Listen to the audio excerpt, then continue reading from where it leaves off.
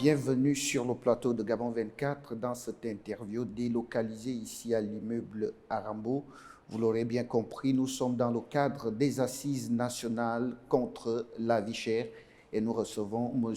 Herman Kamono-Mono, directeur général de la Société nationale immobilière. Bienvenue, monsieur. Merci. Alors, les assises nationales ont fait une place de choix au secteur de l'habitat.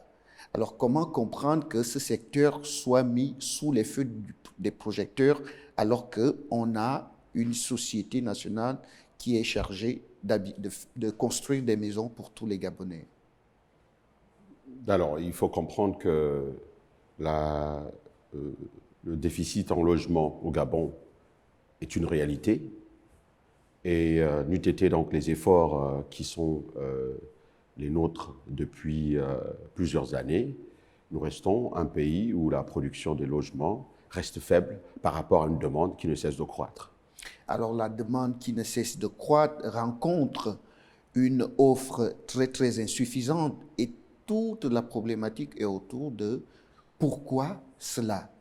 Pourquoi il n'y a pas une offre suffisante en matière de logement au Gabon? Alors, la question, elle est très vaste. La réponse ne peut pas être entière si l'on s'évertue à décortiquer réellement les causes de cette dichotomie entre l'offre et la demande en matière de logement au Gabon. Mais on peut résumer en disant que notre écosystème, donc l'écosystème qui devrait être mis en place pour favoriser une production massive en logement, s'est désintégré au fil des années. Et aujourd'hui, la production en logement est devenue, on va dire, moins importante qu'elle ne l'a été de par le passé. Vous parlez d'écosystème, qu'est-ce qu'on met dans ce facteur? Alors, lorsqu'on parle d'écosystème en matière de construction de logements, il faut prendre un certain nombre de facteurs.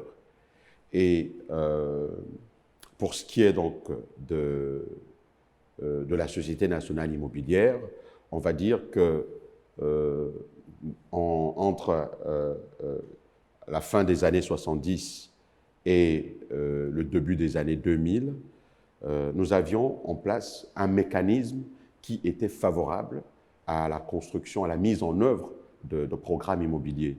Ce programme prenait en compte donc un certain accompagnement de l'État, l'existence d'institutions financières telles que la BGD qui octroyait des crédits immobiliers, de la Banque de l'Habitat. Il y avait, pour ce qui est de l'accompagnement de l'État, donc le Fonds national de l'habitat qui accompagnait tout programme initié par la SNI. Vous comprendrez avec moi que cet environnement a changé. Depuis lors, les facteurs de production ont évolué, mais évolué de façon à ce que ces outils qui nous accompagnaient ne sont plus en place. Et donc, on se retrouve dans une situation où seules les banques nous accompagnent dans la démarche donc, de mise en œuvre des programmes immobiliers. Et qui dit banque, dit business, et donc une offre moins grande en logements sociaux. Alors, quand on parle de logements sociaux de façon générale, il s'avère que ces logements coûtent très cher. Quel est le prix moyen? Alors, il faut comprendre que les logements sont classifiés par type. La SNI a pour mission principale de produire des logements sociaux. Mais la SNI fait aussi dans le moyen standing et le grand standing. Pour produire du logement social, et dans tous les pays au monde, il faut un accompagnement étatique. Il faut que l'État puisse accompagner l'effort, soit à travers des subventions ou à travers des mécanismes d'accompagnement mis en place pour prendre en partie le coût que doivent porter les acquéreurs. Ce mécanisme a existé, la CNI a toujours fonctionné à travers ce mécanisme, mais aujourd'hui, étant donné qu'il n'existe pas tel qu'il existait par le passé, on est donc amené à produire beaucoup plus de logements économiques que des logements sociaux. La question reste entière pour les Gabonaises et les Gabonais qui nous regardent. Quel est le prix moyen d'un logement social au Gabon? Alors, au Gabon, on considère que un logement social devrait avoir un coût de sortie technique d'environ 25 millions. 25 millions pour une dame de ménage, 25 millions pour un gardien, 25 millions pour un enseignant. Comment est-ce que cela peut être possible? Alors, il faut comprendre que lorsqu'un logement est produit, pour qu'il soit accessible, il faut un certain nombre d'éléments, d'outils d'accompagnement. Comme je vous ai expliqué, on avait par exemple, lorsque vous regardez la cité SNI au vin d'eau, les acquéreurs des maisons de la SNI au vin d'eau ont bénéficié d'une bonification des loyers. C'est-à-dire que lorsque le logement coûtait, on va dire 25 ou 30 millions, l'État prenait en charge la moitié à travers donc, la bonification par le mécanisme du FNH. Aujourd'hui, ce mécanisme n'existe plus. Donc, les loyers ne sont plus bonifiés. Ce qui veut dire que l'acquéreur supporte lui-même ce qui veut dire que celui qui gagne 150 000 est tenu de fournir les 25 millions. Absolument. Et comment il fait? C'est toute la question qu'il faut mettre sur la table. Parce qu'il ne faut pas seulement réfléchir, il faut trouver aussi des solutions. Et il faut que les solutions soient pratiques. Mais ici, il n'est pas question de réinventer la roue, parce que les mécanismes d'antan avaient fonctionné. Il est simplement les mécanismes d'antan avaient fonctionné et nous sommes justement aux assises qui doivent porter sur la table des solutions efficaces et surtout durables. Et là, l'État n'intervient plus pour soutenir ceux qui demandent des maisons à la SNI. Et la SNI demande 25 millions. Le secteur de l'habitat aujourd'hui connaît, on va dire, une faiblesse dans la production en matière de parcelles et de logements, simplement parce que les acteurs ne se sont pas encore mis ensemble pour soit remettre en place les mécanismes qui existaient ou mettre en place des mécanismes innovants. La Côte d'Ivoire aujourd'hui, par exemple, je prends l'exemple de la Côte d'Ivoire parce que en 2015, la Côte d'Ivoire a initié un ambitieux programme immobilier qui a connu un arrêt aussi brusque que le nôtre. Mais en Côte d'Ivoire, ce qu'ils ont fait, c'est qu'ils ne se sont pas découragés lorsqu'il y a eu arrêt des programmes immobiliers. Ils se sont assis, toute la classe, on va dire, tous les acteurs se sont assis autour d'une table. Toutes les parties prenantes, chacun a posé les problèmes qui étaient les siens et l'État s'est impliqué et ils ont mis en place un mécanisme qui, aujourd'hui, on va dire, est le plus attrayant de l'Afrique noire. Je veux bien que vous citiez l'exemple de la Côte d'Ivoire. Monsieur Herman Kamono-Mono, oui. La population du Gabon vient de dépasser 2 millions d'habitants selon les dernières statistiques, ce qui ne fait pas du coup la population d'Abidjan. Est-ce que,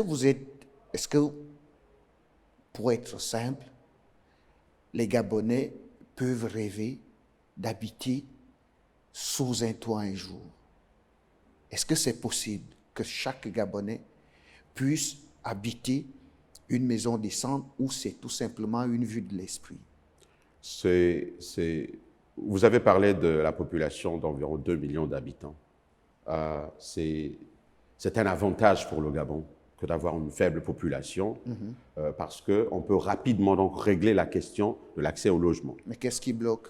Ce qui bloque, comme je vous l'ai dit, c'est qu'il faut nous donner les moyens de revoir notre écosystème de production, des programmes, de mise en œuvre des programmes immobiliers. Lorsque on produit, on construit des logements, il ne faut pas seulement financer l'offre, donc il ne faut pas seulement donner de l'argent, il ne faut pas seulement accompagner les sociétés qui produisent, telles que la SNI, il faut aussi aider les compatriotes à acquérir des logements. Il faut un vase communicant entre les mécanismes de financement de l'offre et les mécanismes de financement de la demande. Lorsque la demande est financée, l'offre est automatiquement financée. Et la meilleure façon de financer la demande en matière de logement, c'est de mettre en place des mécanismes d'obtention facilité des crédits immobiliers. Malheureusement, actuellement, nous avons des crédits à la consommation qui sont utilisés pour financer les acquisitions immobilières. C'est une réalité, il ne faut pas qu'on se cache. Aujourd'hui, il n'existe pas de crédits immobiliers sur 20 ou 25 ans qui permettent aux Gabonais d'acquérir dans des conditions des logements.